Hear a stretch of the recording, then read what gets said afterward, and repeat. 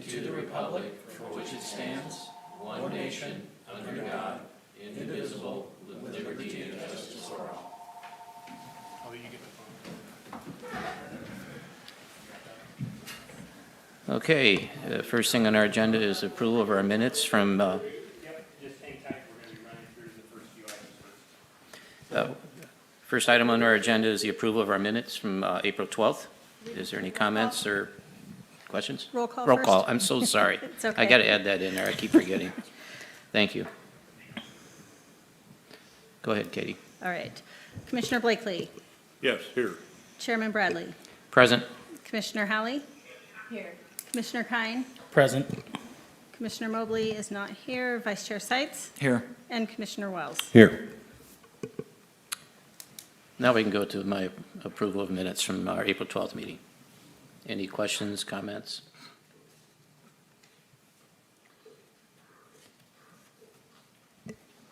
Mr. Chair, I move that we approve the minutes as presented. Second. All right, roll call vote. Commissioner Blakely. Yes. Chairman Bradley. Yes. Commissioner Howley. yes, Commissioner Kine. Yes. Vice Chair Seitz. Yes. And Commissioner Wells. Yes. Next on our agenda is oral comments from the public. At this time, members of the public may be heard on any item of interest that is not on the agenda. Speakers addressing the commission will be limited to 3 minutes per speaker. Please be advised that by law, the commission is not able to deliberate or take actions on issues presented during the oral comments.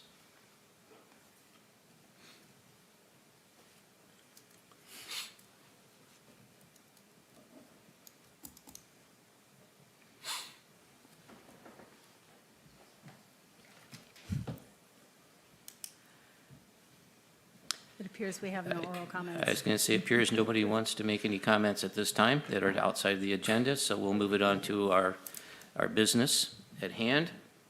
The first item on our business is the continuation of the public hearing to consider a recommendation to the Fortuna City Council to amend the Fortuna Municipal Code regarding the state-mandated procedures for SB 9 urban lot splits and two-unit projects by amending Title 17.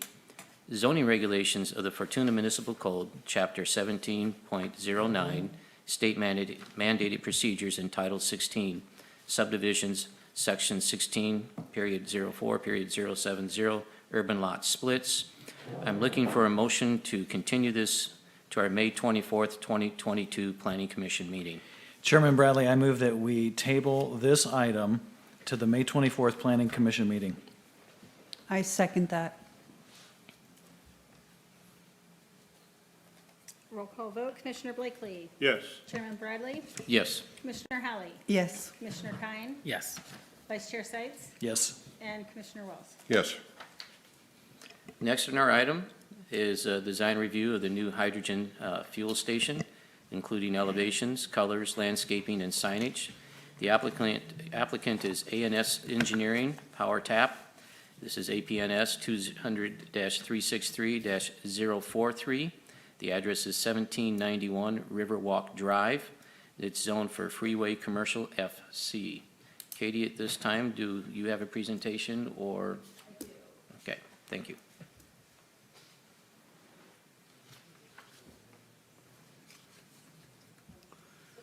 And Katie, I just had a question. I take it Liz Shorey won't be with us tonight, correct? Okay.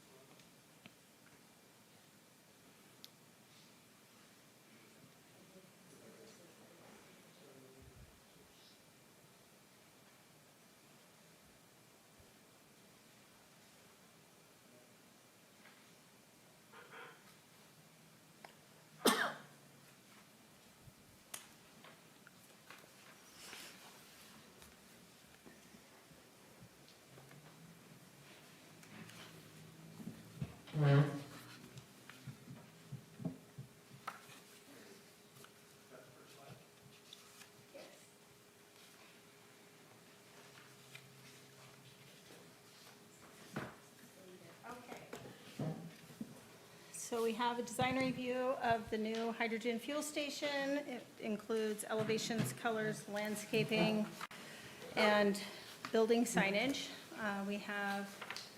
This is the site here. It is the undeveloped portion of this. This is all one parcel here. There's the existing Shell station.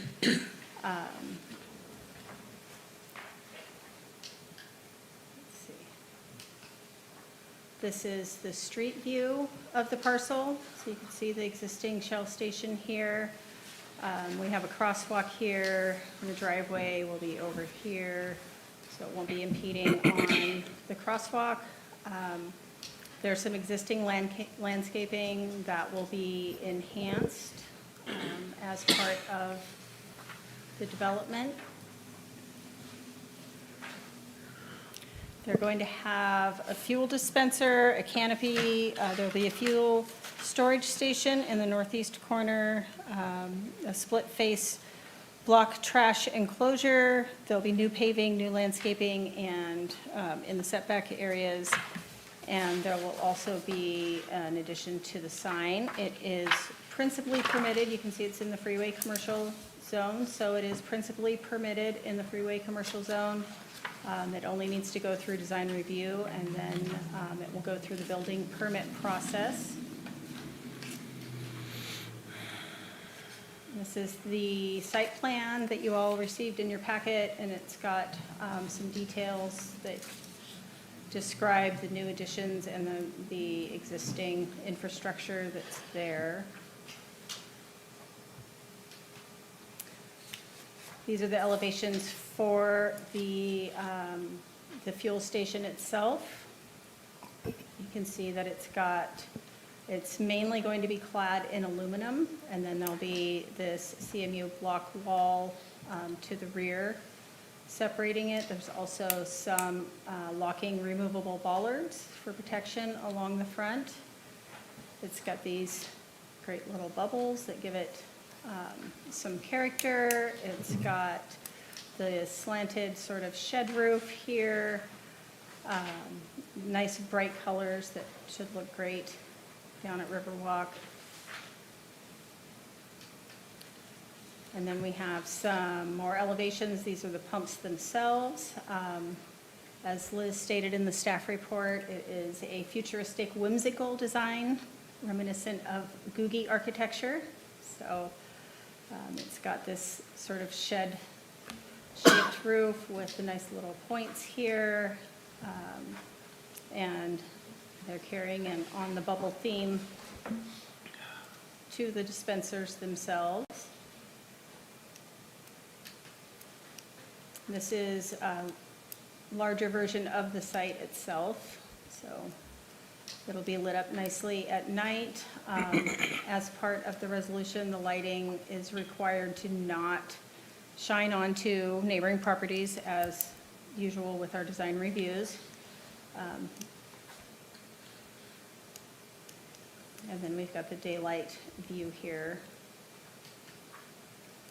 This is the sign. This was not included in the packet, but this is an existing sign. It's the Shell sign, so they've got a couple of versions here. They'll add their signage to the bottom, and then this one just calls out that they also have diesel pumps at the Shell, so there'll be a wide variety of fuels available down there now. And then they're going to include new landscaping. There's some existing here where the sign currently exists, and then they'll be adding new landscaping along the eastern property line. There's an existing business here that has trees also that are there, but they'll be enhancing that with some nice shrubs, adding some trees along the front and some trees in the rear, and then also additional landscaping to the north of the parcel to screen between the neighboring businesses and parcels and this parcel. And that's it. Do you guys have any questions? Anybody have any questions of Katie? Yes. I do not.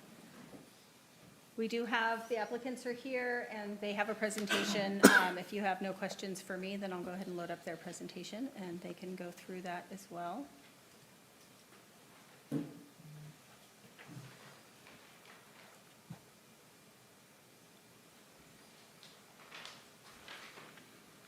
I understand somebody's going to be remoting in with this as well. Okay, would appreciate if they introduce themselves for the minutes too when that time comes, okay? Okay, thank you.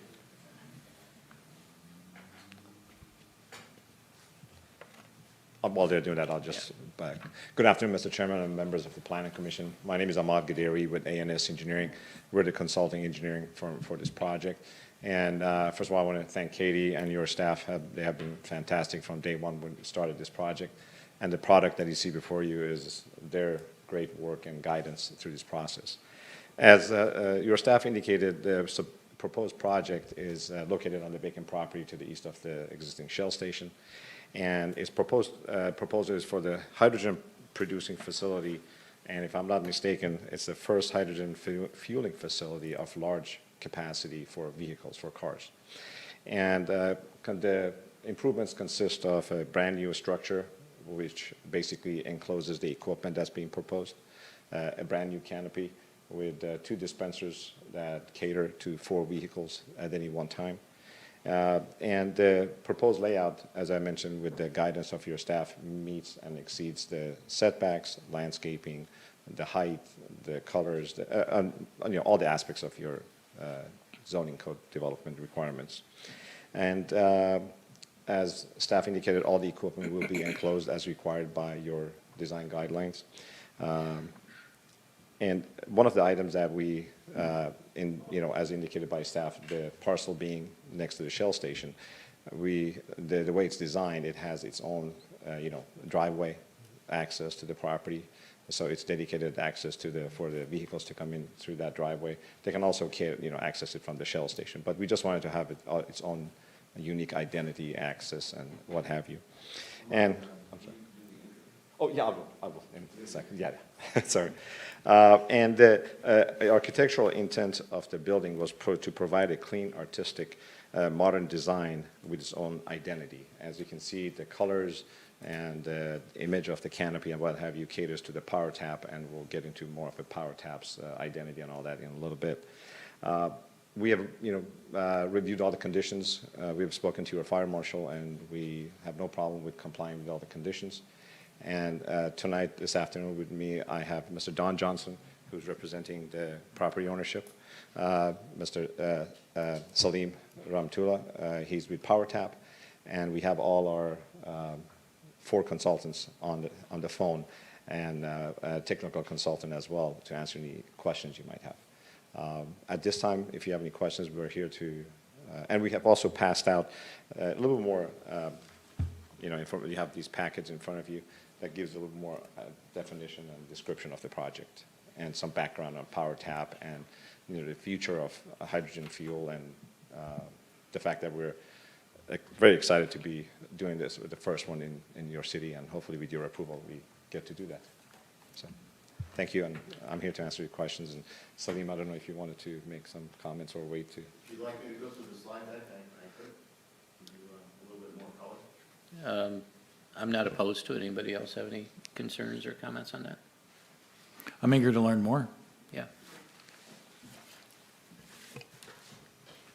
I have one brief question here. You said it was the first one in Fortuna. Are there others in Humboldt County? Well, this is the first one. This first one? Okay. So, planning commissioners, staff, thank you for the opportunity to give you a little bit more color about our PowerTap hydrogen fueling station. So, PowerTap Hydrogen Fueling Corporation has a parent company, PowerTap Hydrogen Capital Corporation. It's on the NEO in Canada, so a Canadian company. We're based in Irvine, California, and you can see we're on the NEO, the OTC, and the Frankfurt Stock Exchange as well. So the parent company, PowerTap Hydrogen Capital Corporation, has made several investments in different renewable energies, primarily in hydrogen. So plastic waste, bio-waste, natural gas, which is what we're doing in conjunction with renewable natural gas, and water to electrolysis, through electrolysis to hydrogen. And our main focus as PowerTap Hydrogen Fueling Corp is to produce on-site hydrogen. So everything is done on-site, so there's no transport of hydrogen to the site. We're also partnered with the Andretti Group. I mentioned the ownership of the site, Don Johnson here, and it's a great partnership. We're getting the opportunity to put our first large capacity station of 1,250 kilograms of hydrogen per day at your friendly city, in the city of Fortuna. That will be the first station in Humboldt County, and we have another station that we're looking at in the future in Eureka, and at other Andretti-owned properties in Northern California and up in Oregon as well. And we actually sponsored an Indy car for last season, this season, and next season as well. So it's really exciting to see our PowerTap hydrogen vehicle on the racetrack. So I wanted to go through just a little bit of an idea of what hydrogen is all about as it compares to battery electric vehicles and gas and diesel vehicles as well. So there are a few things that you can see comparisons of. There's a lot of comparability between what you get with fueling a gas vehicle and a hydrogen vehicle. You can see they're very similar comparisons. Of course, the key issue is that we don't have any emissions as a part of our hydrogen production, because we're using a blend of natural gas and renewable natural gas to get 0 to negative carbon intensity, and then we're capturing the carbon at the back end of the process. The key thing that it gives you as a hydrogen fuel cell electric vehicle owner is a very short refueling time of 5 to 10 minutes, comparable to what you'd get with a car, and the kinds of ranges you'd expect from that as well, about 300 to 400 miles. Now, there are no fuel cell electric vehicles in Humboldt County, and there's an obvious reason. There are no stations to provide the fuel for them. So this is an opportunity to bring fuel cell electric vehicles to Humboldt County, and Fortuna would be the first. So I mentioned that we're producing 0 to negative carbon intensity hydrogen, and you can see there's a definition there of what that is, and it's the amount of CO2 you produce per unit of electric energy that you generate. And so that's definitely a hallmark of what we're producing here. In the current regime, there's compressed store dispense stations in the LA area, LA Orange County, the Bay Area, Sacramento, and there are a couple of new stations in San Diego, and they're producing gray hydrogen, meaning that it does have carbon intensity. So we're bringing 0 to negative carbon intensity here, and then we're capturing any carbon that comes out of the back end. We've got some really great regional support from the RCEA, which I understand the City of Fortuna is a member, and also HTA as well. And they're really excited to use our stations, hopefully to fuel up their future fuel cell electric buses. These are the stations that we have currently in place that use our technology. These are smaller capacity stations, 50 kilogram and 100 kilogram stations. And the 100 kilogram station is near LAX. Again, it has our technology and it is serving cars, but what we're doing is we're bringing a size of 1,250 kilograms of hydrogen per day, which is a definite increase over the 100 kilograms that the LAX station can provide. And just to give you a little bit more color about what the future holds for fuel cell electric vehicles, it's not just cars, it's trucks and buses as well. Right now, there are 48 stations I mentioned earlier that are open in that compressed store dispense model I mentioned, and there are 23 funded and in development for the future. None of those are in Humboldt County with the exception of ours, which you'll see here in Fortuna, of course, hopefully.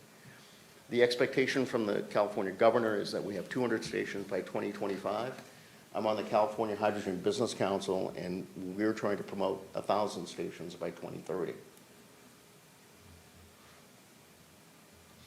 And that's what the industry vision as well is. And we expect that if everything lines up as it should, there will be 1 million fuel cell electric vehicles on the roads in the next decade or so. There are a number of OEMs that have put out cars that are on the streets right now. There are 12,000 fuel cell electric vehicles in California. Clearly not here, but definitely in other parts of the state.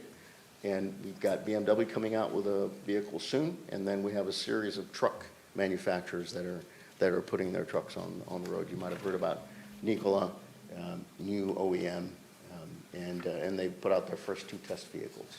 So it's exciting to see that kind of come together.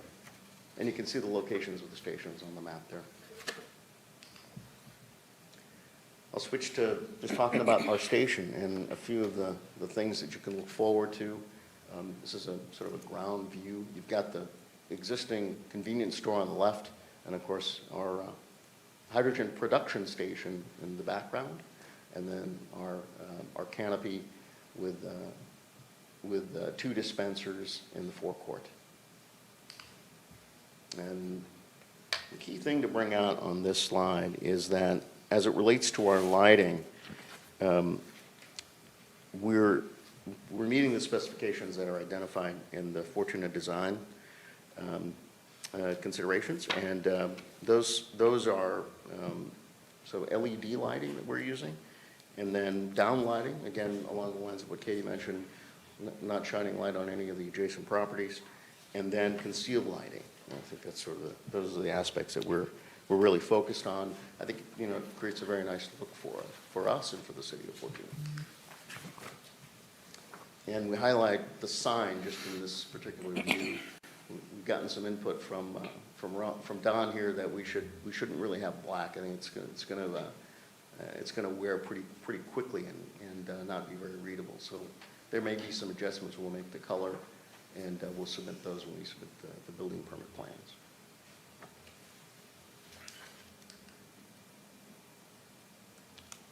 So I've identified a few things, and rather than go through all of them here, I'll go through them slide by slide. So we'll have a new entrance drive that we've had some initial discussions on and got some clearance on. It'll be not in conflict with the other driveways adjacent to the property. You mentioned that there'd be a new sign on the freeway signage. And you'll see there will be connectivity to the existing station with the 2 areas in front of the shell canopy, and then sort of closer to the street in front of the canopy. And identifying the canopy here with 2 pumps, 4 hoses, and the ability to produce hydrogen for 24 vehicles per hour and up to 250 vehicles per day. And I mentioned earlier that the capacity of the station is 1,250 kilograms per day, a total of about 456,000 kilograms per year. I didn't mention, but hydrogen is typically loaded in kilograms as opposed in gallons. That's the best way to really identify the capacity of it. Generally, each vehicle has about 5 kilograms of capacity in them. And that 5 kilograms takes you that 300-mile to 400-mile range. And that's the extent of my presentation. If you have any questions, stand by.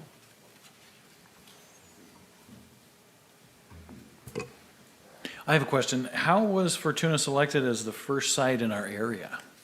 Did people here recruit you folks, or were you looking at Fortuna ahead of time? We worked with the Andretti Group to identify station locations, and this was one of the first stations that came up. And it's one where the configuration worked the best. And that kind of ties into the speed with which we're able to bring it to the table. Can you tell me a little bit more about the Andretti-owned properties? Are they always Shell stations, or Shell and other aligned, Don, maybe you can similar brands? We're multi-branded. We have Chevron 76, Shell, unbranded as well. We go from Soledad, California to Tillamook, Oregon, as far as, and we have about 100 stations. So this is the first one, and we're looking forward to doing a few more, that's for sure. I'm just curious, I know in your presentation you said by 2030 that you're supposed to hopefully have around 1 million cars that are doing the, what is it called, FCE? Fuel cell Fuel. electric vehicles. Yeah. What are currently on the road now? So the three brands that you'll see on the road in LA and San Francisco Bay Area are the Toyota Mirai, the Hyundai Nexo, and the Honda Clarity. Each one of those, in the Nexo and the Clarity, come in battery electric as well. The Toyota Mirai stands alone as a hydrogen fuel cell electric vehicle. So are there other fuel cell type locations from here down towards San Francisco now? Because you said the range is 300 to 400 miles, so I'm just seeing it. This is, I know you're kind of getting ahead of the game for the northern side, but there's got to be something in between, right? There is, and so that will be something that we'll be working on to create other stations. So as a first, we have got to create a network, and that's the only way that this is going to work. Got it. long term. But I think the real key thing to bring out is that with the need for zero carbon fueling solutions, there's definitely momentum behind us. I have a question. The three models of cars that you mentioned, like, let's take the Honda and the Toyota. Are these small sedans? Are they, traditional economy-sized cars, or are they small SUVs, or? So I would say that the Nexo is sort of in the range of a small SUV, but even just a bit smaller. The Toyota Mirai is a sedan, and so is the Honda Clarity. Okay, thanks. I think the real sort of way that fuel cell electric vehicles will work the best are long hauls. So if you're going on a good long trip, and then you'd choose a fuel cell electric vehicle over a battery electric vehicle, for example. Do you see any interface with the car rental companies and airport, things like that, in relationship to our Fortuna station? Well, that's interesting. We are working with some rental car agencies, but those are at the larger airports. Okay. And if it works well at LAX, for example, then yeah, I can see that expanding out to the other sites.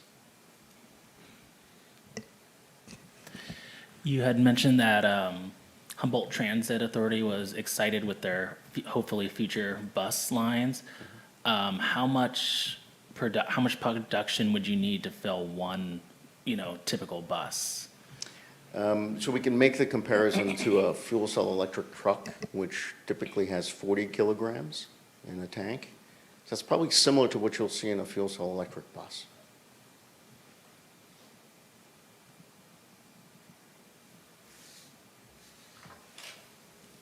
Any other questions or comments? I just have a comment. I appreciate the battery life of 10 years rather than 3 years for the electric car. I just noticed that. I like that. Right. And I want to just tell you a little sidebar note that my father-in-law, who's an engineer, we were talking about the fuel cars and electric cars and that, and I was commenting, and we were talking about it literally 3 weeks ago before this presentation about what happened to the hydrogen vehicles. We haven't heard anything about them for a while, then here we have this tonight, so I just want to say thank you for that, Yes. because that's something I'm Thank you, appreciate that. kind of a green guy, and I kind of like seeing this, so. That's great. Just to clarify, though, Commissioner Haley, Halley, is it? Yes. Yeah. Is that the life of a battery electric, sort of the battery itself is 10 years, and it's 30 years for fuel cell electric vehicles. Oh, okay. Thank you. I have another question. Will this be the most rural location that you'll have to date? To date, Yeah. as well. Any thoughts? Can you share a little more on that? So what's really interesting is the Schatz Energy Center had the very first hydrogen fuel cell electric station, and that was Humboldt County. I mean, I think that foretold the future, I guess. Working with Toyota, I think they're excited to have some growth in their market. And connectivity to the state of Oregon is probably pretty good for the future. So this is the start of a real important infrastructure. When you've gone in on other news stations, the other ones that are existing, what was the most common criticism that you had to answer? So I want to ask Mr. Patel. Pinakin, are you there on the line? No, maybe he can hear us. Salim, I'm sorry, but I wasn't able to reach Pinakin, unfortunately. Okay, no worries. So Pinakin and his team had a station in Fountain Valley that they operated for 3 years. And so I thought it would be good to talk to somebody who actually operated a station. I think the most important concern is all the stuff you hear about hydrogen that we dispelled, right, in the operations of a facility like that. There's tremendous safety that's been put in place through the various codes and specifications, and we'll clearly meet all those codes and specifications. It's a very safe fuel, especially when you compare it to sort of petroleum products that end up on the ground and are very flammable. Not so much with hydrogen. Hydrogen tends to flow upward. It doesn't accumulate on the ground, which is kind of an important thing. Good. Anyone else? I just wanted to see, since you would be manufacturing the hydrogen on site, what would be the sound from the machinery or anything of that nature?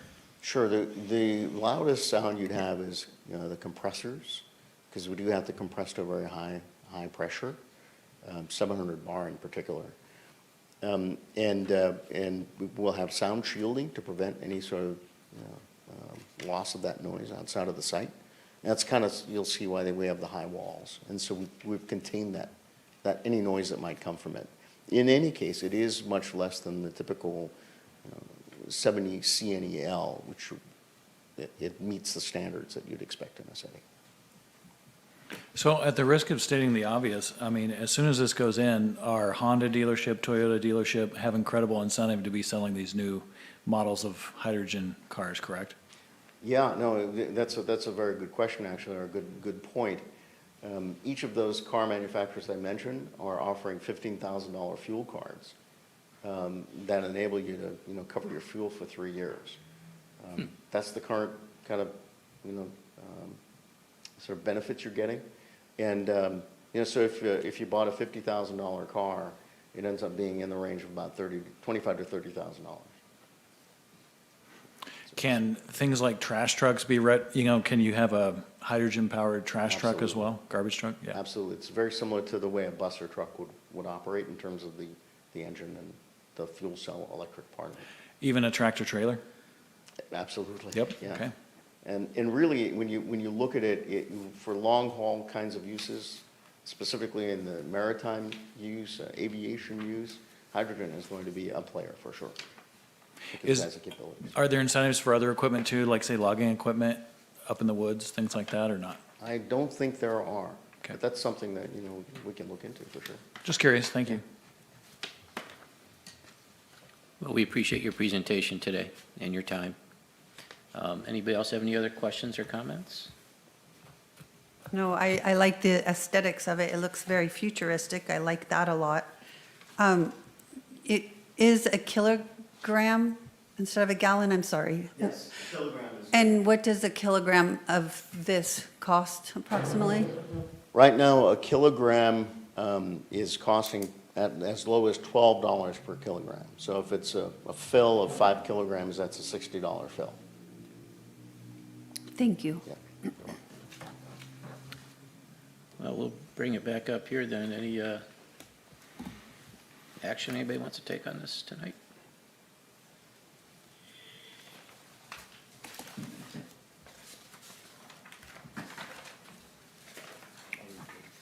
Yes, sir. We'll entertain a motion. Chairman Bradley, I would like to make the motion to approve the proposed design with conditions described in the attached Planning Commission Resolution P 2022-3085. I'll second. All right, roll call vote. Commissioner Blakely. Yes. Chairman Bradley. Yes. Commissioner Halley. Yes. Commissioner Kine. Yes. Vice Chair Seitz. Yes. And Commissioner Wells. Yes. Thank you, everyone. Appreciate it. Congratulations.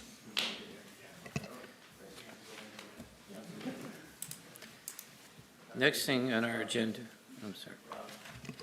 Next thing on our agenda is the public consideration of FY 2022-2023, the 5-year capital improvement program, consistency with the general plan, which we also call the CIP. And I understand that our city manager is here tonight, who is going to share with us some highlights on the packet that we have today. And actually, our Public Works Director, Brendan Bird, will be presenting this. I'm sorry. Yeah, and you might recognize Brendan from past meetings. He was our city engineer and as of recently was promoted to our public works director. So Okay. pleased that Brendan will be here to present that. Thank you, Merritt. Appreciate that.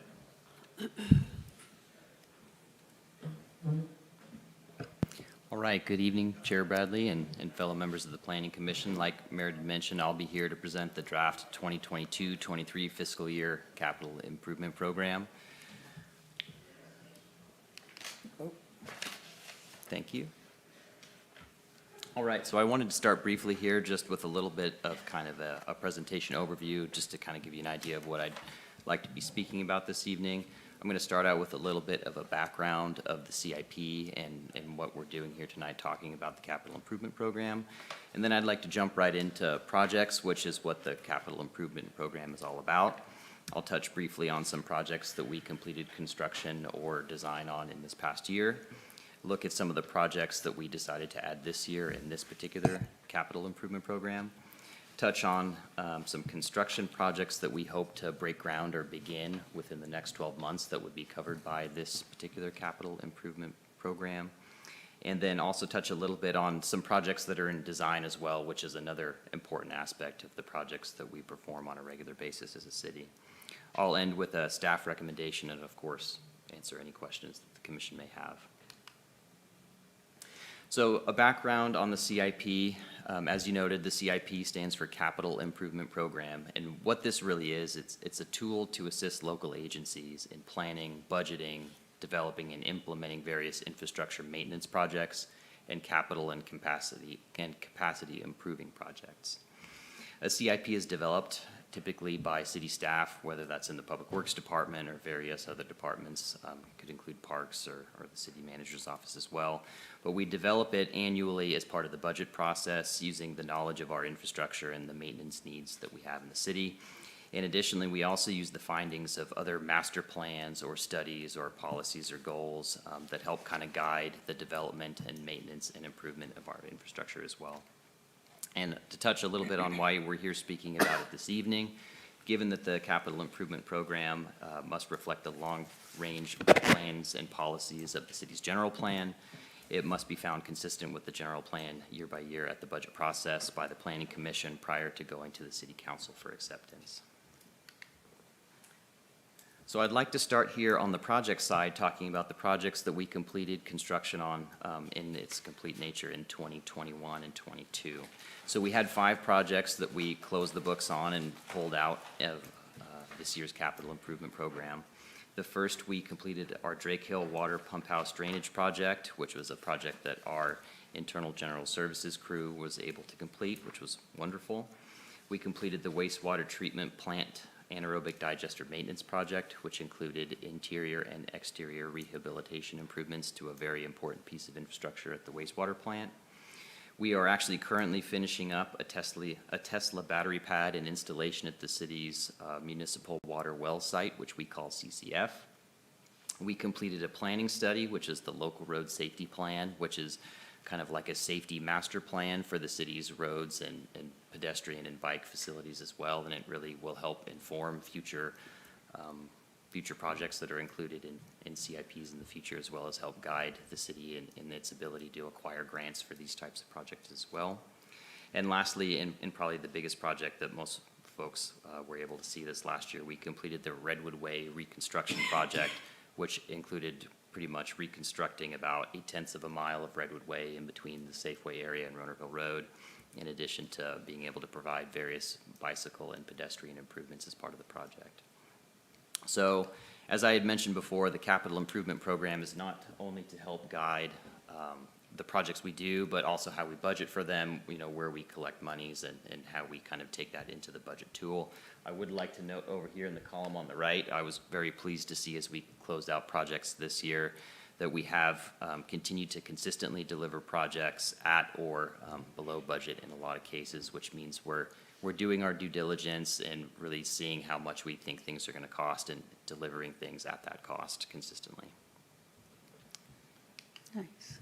So moving to the projects that were added in the capital improvement program that you have in draft form in your staff report tonight, we have 7 major projects that were added And I just want to touch briefly on all of them right here. A few of them, I've provided some pictures in this slideshow. I can talk about them in a little bit more detail. First, we have added a water project for a water line replacement on Orchard Lane, which was a staff-identified need in addition to a request from the Measure E Committee. We have also added a couple of wastewater projects. One is a sewer line replacement for a failed sewer line that our utilities crew recently discovered while performing their inspection activities with their sewer camera, as well as a project to upgrade the PLC at our wastewater treatment plant, which is kind of the brains, the computer, the programming part of the operation for what is a pretty complex piece of infrastructure. Do you mind if I ask where that was at? Do you mind if I ask where that was at? Where the location of that sewer pipe that was discovered? It was P Street in between Garden and 9th Street. Yeah. So it's not fully failed yet. It's reaching the end of its useful life, though. I guess you have it up there, don't you? Yeah. But P Street's, of course, longer than that. So the particular portion of it we're talking about is in between those two streets. Moving on to a couple of exciting parks projects that we have added this year.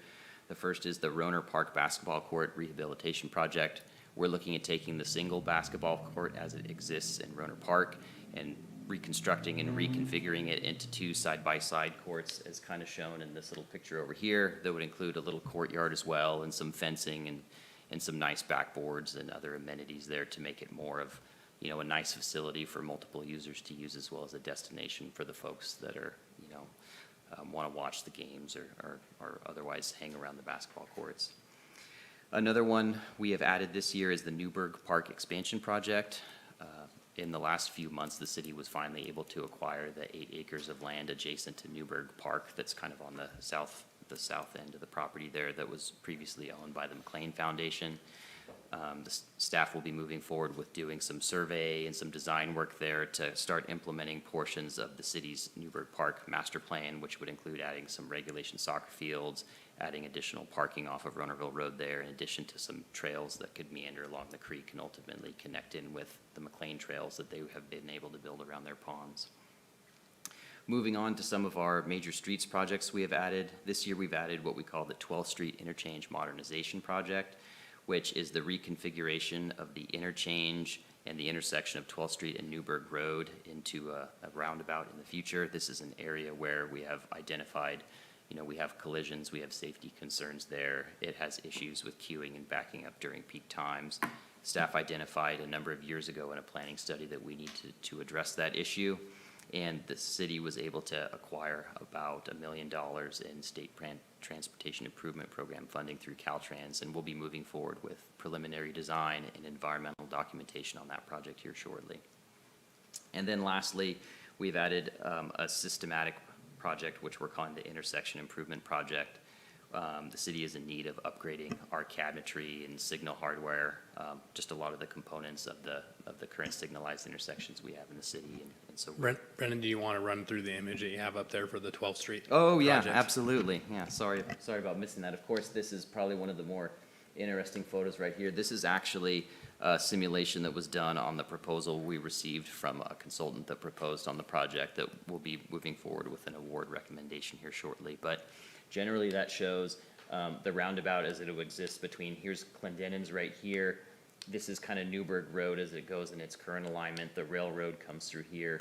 But what we'd be looking at is gathering the on and off ramps of Highway 101 in addition to the overpass, and then realigning portions of 12th Street and Newberg Road to bring that ultimately into this roundabout feature.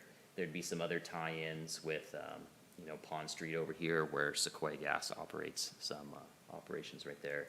And then there'd be a realignment of this existing portion of Newberg Road just to serve, the residential neighborhoods there. So this is just kind of a photo simulation as it exists right now. It's not necessarily based on design, but it's a nice representation of what we'd be looking at doing in this project. So moving on from the projects that were removed and added from the plan this year, I wanted to touch briefly on some of the upcoming 2022-23 construction projects, things that folks may see happening around town over the next 12 months. We have a full slate, and it's going to be a fun and busy 12 months with a lot of projects and a lot of diversity in what we're going to be working on. I'll start Just briefly running through a couple of these here, we'll be doing some improvements at our Vancle Reservoir, including some selective timber thinning for maintenance reasons, in addition to some drainage improvements and some new fencing. We'll be continuing our CCF piping and well replacement project.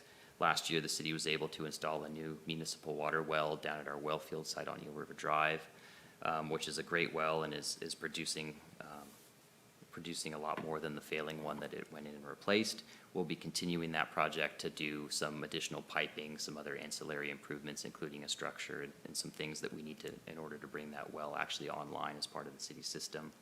We'll be recoating a few of the city's water tanks in addition to doing some interior spot improvements as well.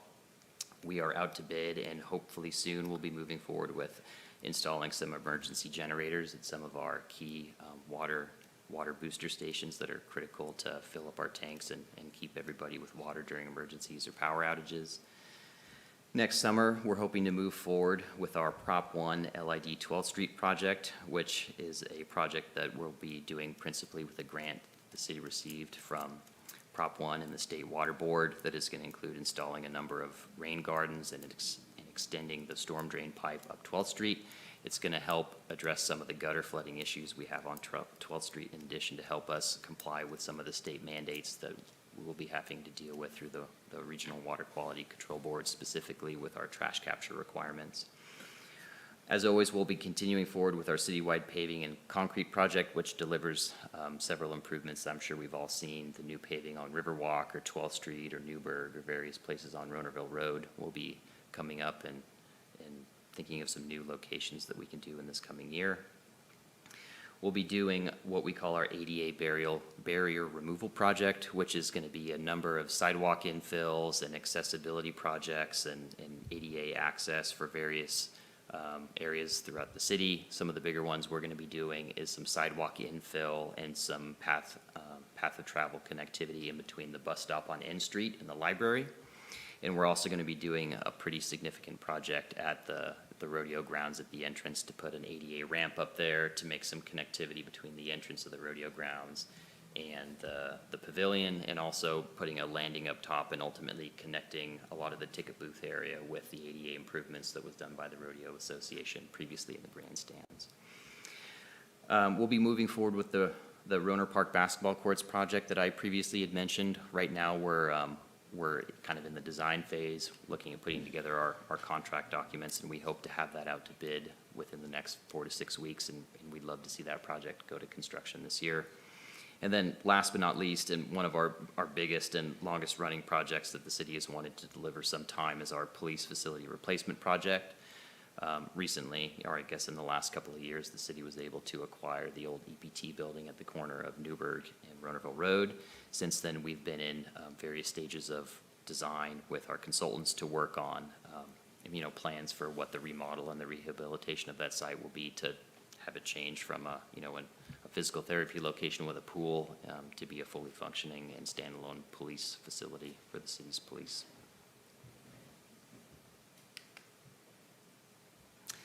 Lastly, I wanted to touch just on a few other projects, just to kind of keep everybody in the know on some of the other things that we work on with the capital improvement program that aren't necessarily construction projects right now, but this is some of the background stuff that we do, whether it's master planning or other design that leads to projects.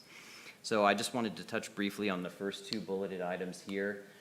We are currently working on a sanitary sewer master plan and a stormwater infrastructure assessment, which is essentially a master plan.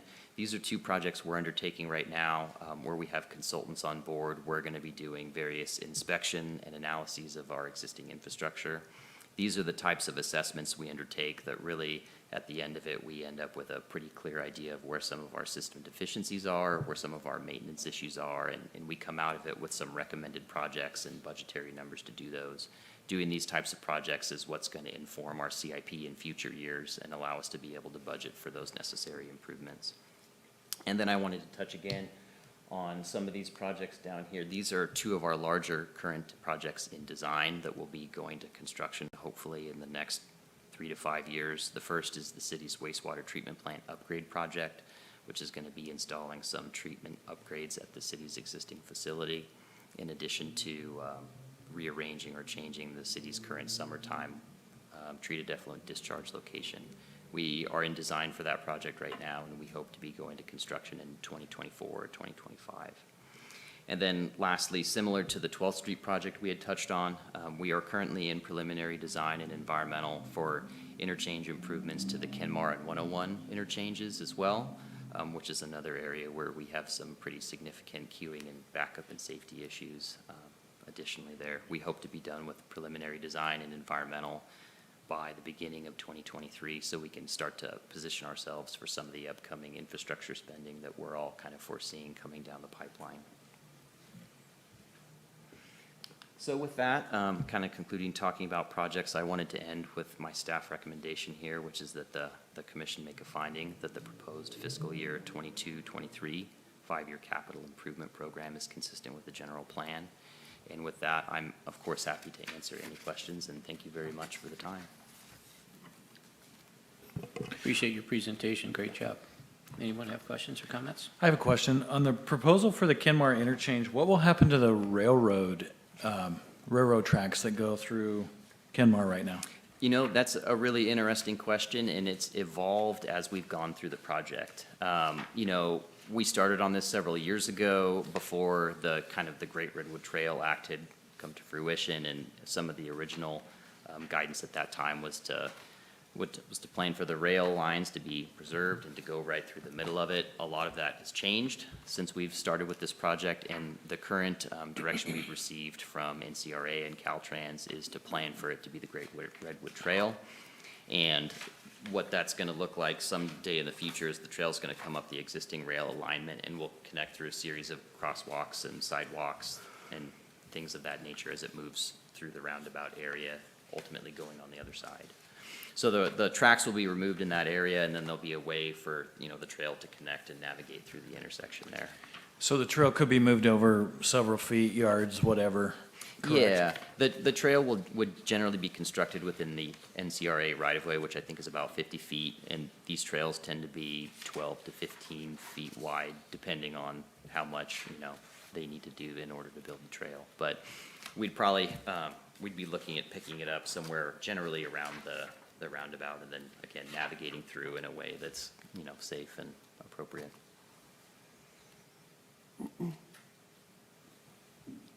Anyone else? I had one other small question. What is the site of the police facility? It looks like it's some sort of brick wall that is out toward Roanerville Road. I'm not sure I follow the question. Well, it just looks, the picture of it, the mock-up is kind of interesting. Oh. It's a 6-foot tall concrete masonry unit wall, and then it has indentations that'll allow for landscaping to go on the outside of it. And then it'll have a security features on the top. That'll be some spikes so people can't climb it. So it's a wall, but they kind of made it that it's not just one run. Yes. They made inlets in the blocks where you can have trees or bushes or whatever. That's right. And then it'll probably have some architectural features, like it'll be split face block. It may have a nice kind of cap with a security feature on the top. So and I don't think that's the specific color. We're still working on the final design, but we were trying to make it so that it looked more aesthetically pleasing and wasn't just a big wall along Roanerville Road. That's great. I just, Yeah. the inlets, as you call them, or I called them, that was what threw me. And the purpose of that wall is for security, correct? Or is it sound reduction, or? Security for the most part, you know, and you can see the front of the building in the rendering that's down below. There'll be, I mean, that's not final. You can see the signs down low. That'll move up top on the tower. That part of the building where the hot tub was when it was EPT, if anybody's familiar with that, that'll be a conference room area. So we're going to make the windows actually a little shorter than they show there. They'll be about 2.5-foot windows, and they'll be pushed all the way to the top. You know, in a police department, you really want to have security where people can't see in. So it'll all be one-way windows. And again, in the portion behind the wall to be the executive offices, evidence vault, some of those things. So security is a primary driver in some of the design. So the exposed portion, it doesn't show where it shows green. There'll be some boulders and other types of landscaping. There wasn't a landscaping design when this was done, but really just to make it so somebody can't drive into the building. So there's a lot of details that still had to be worked out. This is an earlier rendering. And another question, any updates on I saw in the packet that it's to be determined where the funding source will be for restaining or painting the River Lodge? Yeah, we haven't identified that yet, so that'll come out of maintenance funds. I don't think it's in the CIP currently. But No, yeah, the funding source in the CIP hasn't been identified, and it wasn't recommended for a project as Measure E. So I know that Cameron, our Parks Director, and Park staff are looking at other opportunities to find funding for that maintenance project. Likely it'll be general fund. One of the other options that we're pursuing is we've been working with the Fortuna Lodging Alliance and to see if we can get a grant to help do some more of the maintenance projects in the past. They've been really good. They paid for the sound system. They paid for bark and landscaping. And so that's one of the requests that we'll make of the Lodging Alliance to assist with that project. Any other questions or comments? If not, I believe we need a motion to move this forward to the city council, right? There's specific recommendations in there, so it's consistency with the city's general plan. Brendan, would you mind reviewing those one more time? Yeah, I can bring it up right here, and I believe this is taken from the staff report.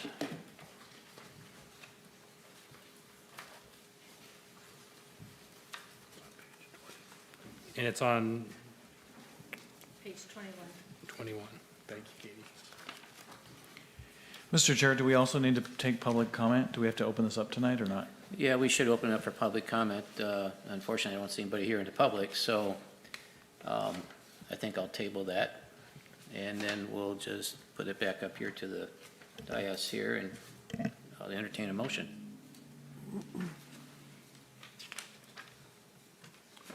Mr. Chairman, I recommend that we receive staff's CIP presentation and make a finding that the proposed FY 2022-23 5-year capital improvement program is consistent with the general plan. I second that. All right, roll call vote. Commissioner Blakely? Yes. Chairman Bradley? Yes. Commissioner Halley? Yes. Commissioner Kine? Yes. Vice Chair Seitz? Yes. And Commissioner Wells? Yes.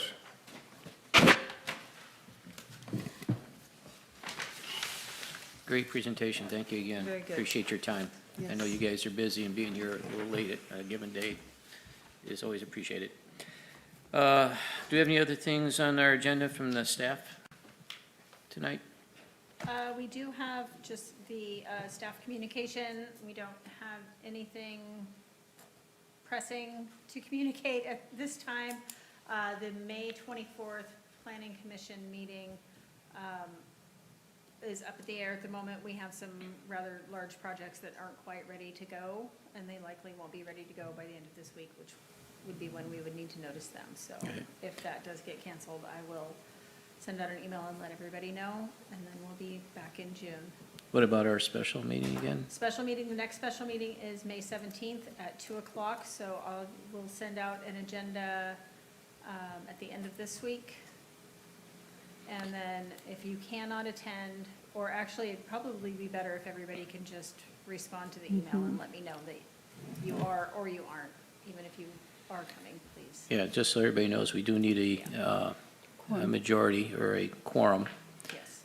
to hold this meeting because they are officially now public. And if we don't have 4 people, then we need to let our staff know so they're not making all these preparations and wasting their time that could be used in other areas.